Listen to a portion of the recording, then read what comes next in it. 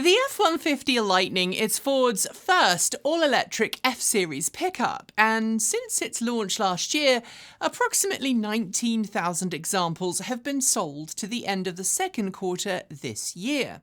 That's far less than the original 40,000 vehicles Ford had said it would make in the first year of production. That was, in part, we're told, because of parts shortages in the automotive industry, combined with the usual headaches of the first year of production and an extended month-long shuttering to Ford's Rouge production facility in Detroit to deal with a battery manufacturing defect that caused a vehicle in final inspection at the facility to catch fire.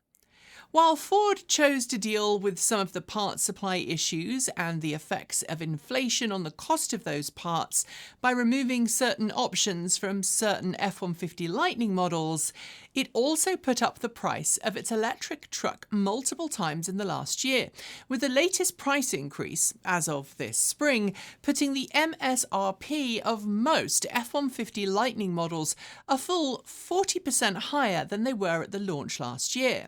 And that's priced a lot of would-be F-150 Lightning customers out of the market. Despite that, however, sales have remained pretty steady, and Ford has sold out of most of its 2023 model year allocation. But on Monday this week, some good news came at last for F-150 Lightning customers, namely that Ford has slashed the price of its F-150 Lightnings by between $6,000 and $10,000. This means that if you're in the market for a 2024 F-150 Lightning, you could be paying a lot less than you might have thought you were going to need to this time last week. So today, I'm going to deep dive into the new pricing, ask if these price cuts are going to bring the F-150 Lightning into the reach of more consumers, look at how it compares to the competition, and see if there's any differences now to what we saw from the trucks at launch.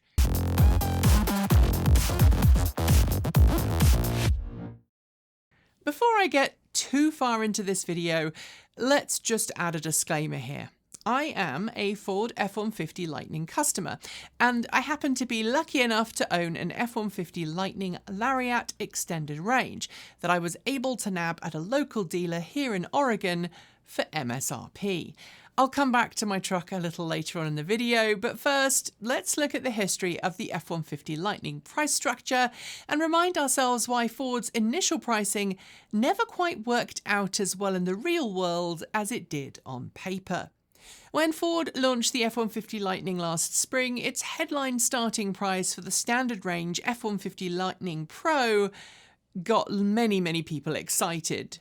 Sure, it may not have had some of the bells and whistles of higher trim variants, but for a starting price just shy of $40,000 US, it looked, on paper at least, as if Ford was going to be the very first automaker to make a truly affordable electric truck. But while there were limited numbers of F-150 Lightning Standard Range Pros available for the public to buy, aka retail buyers, the majority of F-150 Lightning Pros ended up on fleets. Adding insult to injury, the extended range variant of the F-150 Lightning Pro wasn't available to private buyers, only fleet customers could actually order one, which meant that anyone wanting to get behind the wheel of an F-150 Lightning with extended range would need to put down just shy of $65,000 with mandatory destination charges included. That was for an XLT extended range. And that fact did put a lot of those early hand raisers off. Those not put off by this were then slowly picked off by those series of price rises that Ford blamed on inflation and parts availability, with the F-150 Lightning family costing a full 40% more last week than they were at launch. This means the F-150 Lightning Pro standard range was retailing from just shy of $62,000 after destination charges, and the XLT extended range, remember that's the cheapest extended range F-150 Lightning for retail buyers, commanding the same nearly $81,000 price tag as the Lariat extended range I purchased last year. The Lariat extended range last week, by the way, was selling for nearly $88,000 after destination charges, while the range topping Platinum, tick a few boxes, and that was well over $100,000. Ford also slowly removed standard fit items from the F-150 Lightning as those prices went up. Things like heated steering wheels with higher trim variants that came from the factory with a whole slew of cool features, slowly dropping what were standard fit items or optional extras, or indeed Ford just axing them completely. Simply put, Ford put prices up while lowering what you got for your money inside the vehicles. With consumer interest rates now more than double what they were last year for many types of loans, it's not just the 40% price increase that made the F-150 Lightning a bad choice, but the cost of actually borrowing the money to get one. But that's not to say Ford has struggled to sell them. It has, again, on paper, sold out of 2023 model year trucks, partly because demand has outstripped supply and partly because Ford had to halt production of the F-150 Lightning for about a month between February and March to identify that manufacturing defect with the F-150 Lightning's battery pack. That's the one I told you earlier caused one vehicle to catch fire at the Rouge production facility while undergoing final inspection, and it ultimately led to a small recall of affected trucks. Luckily, though, the tide is turning. Ford has just completed a big production line upgrade at the Rouge production facility to triple its production volume in order to reach the targeted 150,000 examples it hopes to roll off the production line this year. And those upgrades, we're told, combined with a drop in pricing for battery raw materials, means that Ford has been able to execute a sizable price cut across the F-150 Lightning family. As Ford published on Monday, this chart is directly from the company, you can now get an F-150 Lightning Pro standard range for just shy of $52,000 including delivery and destination charges. Factor in up to $7,500 in federal tax incentives for eligible customers, and the effective price drops to just under $45,000. I'll be doing an F-150 to F-150 comparison in a second, but let's look at the rest of the electric truck lineup to see how it compares. Just a few weeks ago, Chevrolet basically killed the idea of a $40,000 work truck variant of its Silverado EV, and also confirmed that retail customers cannot order any work truck variants of the Silverado EV, meaning the starting MSRP for that particular truck is more expensive than the most expensive F-150 Lightning if you're not a fleet customer. Lordstown's Endurance is effectively no more, and the Rivian R1T currently has a starting price of just under $75,000, fees included, but before incentives. Sure, the Tesla Cybertruck is still unknown, and of course Elon Musk was quick to jump onto ElonNet to tell everyone that he thought the F-150 Lightning was overpriced, which is something I'm sure will come back and bite him in the bum in the future, and it might just outprice Ford. But Tesla also has a reputation for promising a price and then either killing the entry-level model or adding a fair bit to the sticker price. That's exactly the same thing we've just been complaining about with Ford and Chevrolet, so it's not exactly unusual in the industry right now. Also, rising prices for raw materials has made it more common, along with dealerships getting greedy, which of course is something Tesla doesn't have to worry about. But let's see what happens, because let's instead look at how the F-150 Lightning compares to gasoline F-150s, because in the comments for these videos, people regularly tell us that the F-150 Lightning is overpriced and you shouldn't buy one.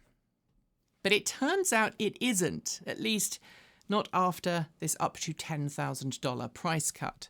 For base-level Ford pickup truck fans, the cheapest F-150 you can get brand new today is the F-150 XL, which starts from just under $34,000, and that is substantially less than the starting price of the F-150 Lightning Pro standard range.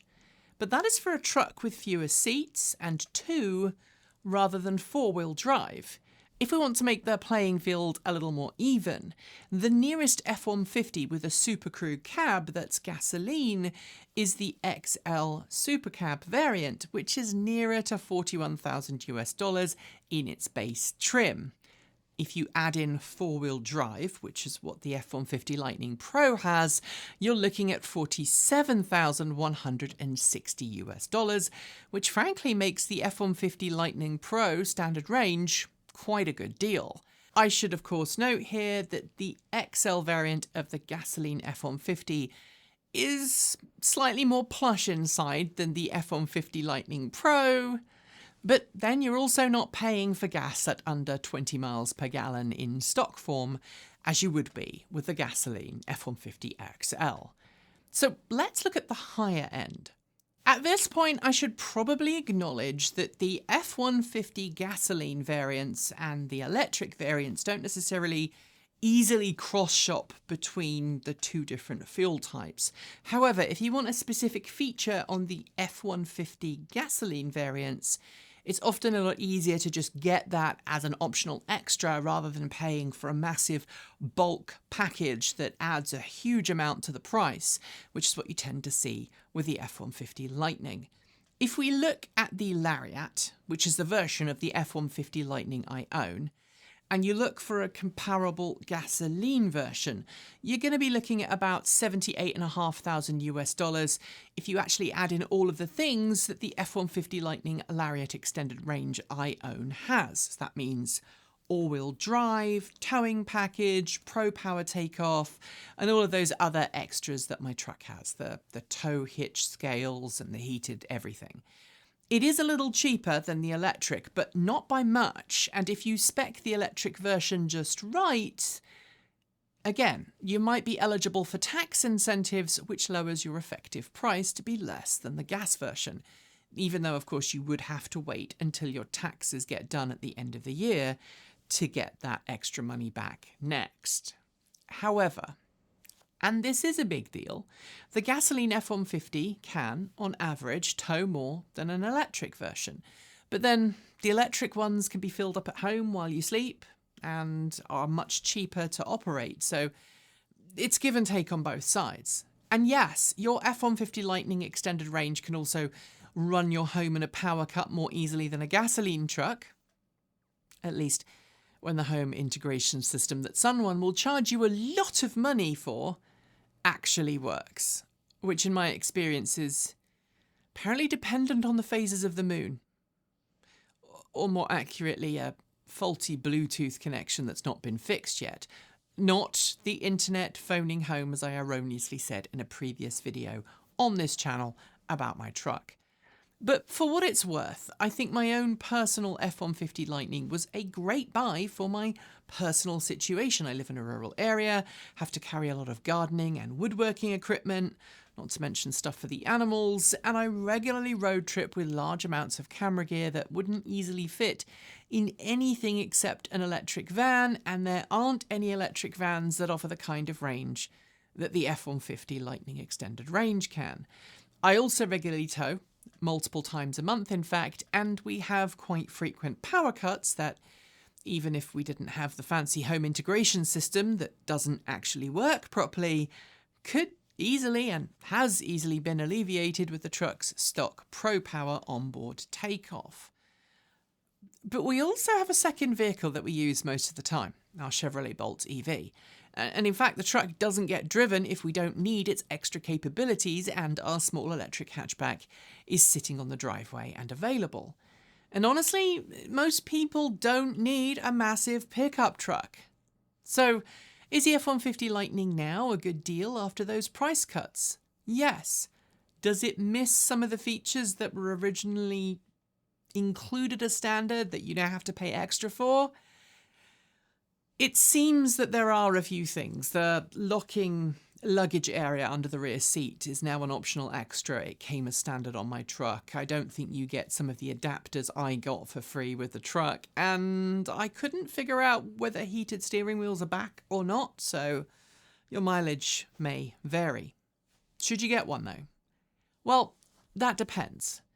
If your needs are real and you value work first and foremost, absolutely. If you're going to use it in anger to tow and carry and do all of the truck things that trucks have been used for 70 plus years, yeah. If you just want a trophy truck though, honestly, do yourself and everyone else a favour and get a car instead. We have way too many big vehicles on the road being driven by just one person who never actually carries anything in it. And on that note, we're done with today's video. If you have comments, drop us a polite note below. You can reach out to us in the Discord chat room. You can reach out to us on Mastodon, or if you are a Patreon supporter, you can talk to us in the comments section there. If you want more, subscribe, hit the bell, and follow the links below to regularly support us with a YouTube membership or a Patreon subscription. You'll also find links below to our Ko-fi, Bitcoin, and Swag store, as well as that aforementioned Mastodon server. And keep your eyes open for this video on PeerTube. We are playing with different ways of publishing our content. Scrolling on my right is the list of amazing Charged Up supporters, and shout-outs go out to our V2G Patreon supporters: Alan Tupper, Andrew Martin, Bennett Elder, Brophy Wolf, Chris Maxwell, Cyprian Laplace, Dan Blair, Gordon C, Hey Esker, John Trammell, Kyle Fox, Mark Eggleton, Peter Dillinger, Regine Fellows, Sean Tucker, Stefan Fremgen, Stephen Williams, Taslet in the Gong, Paul Bricknell, Tony Moss, Carl Hodgson, Chris Centaur, Denny Hyde, Lance Schlal, Linda Irish, Mike Weeder, and Paul Nelson. And finally, big thanks to our off-grid supporters: Paul Conway, Kevin Burrowbridge, Stephen O'Donoghue, Jim Burness, Robert Flannery, Aaron Hahn, Ellery Hensley, Rory Litwin, JP Fagerback, Dave Kitchen, Andrew Glenn, Anonymous Freak, Chris and Michael Johnson, Clay Witt, CPU Freak 101, Eric Knack, Joe Bresney, John Henderson, Laura Reynolds, Marcel Ward, Matthew Drobnak, Nigel S, Reggie Watts, Will Graylin, and of course, Ian, as well as anybody else who's joined those ranks, and we've not added your name to the list yet. That doesn't mean we don't feel very grateful towards you, we just haven't updated the list yet. Don't forget that we make videos every Monday, Wednesday, Friday, and Saturday on this channel. Plus, over on Sunday, you'll find our Chicken and Garden and Sunday Musings on Transport Evolved Take 2. And with that, I hope you enjoy the rest of your day. I'll see you soon, and as always, keep evolving.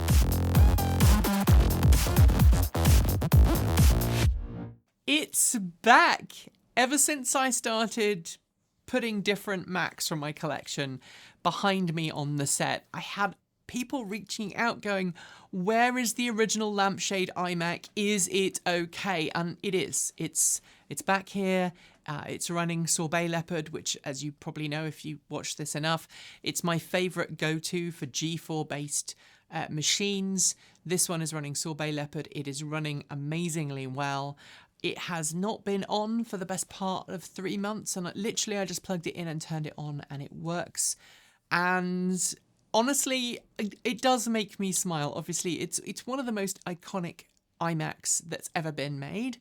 And I have to tell you, on one of the news channels I regularly watch, there is a political commentator who has, I think it's the 21-inch, the widescreen version of this machine, complete with a Harman Kardon sound system.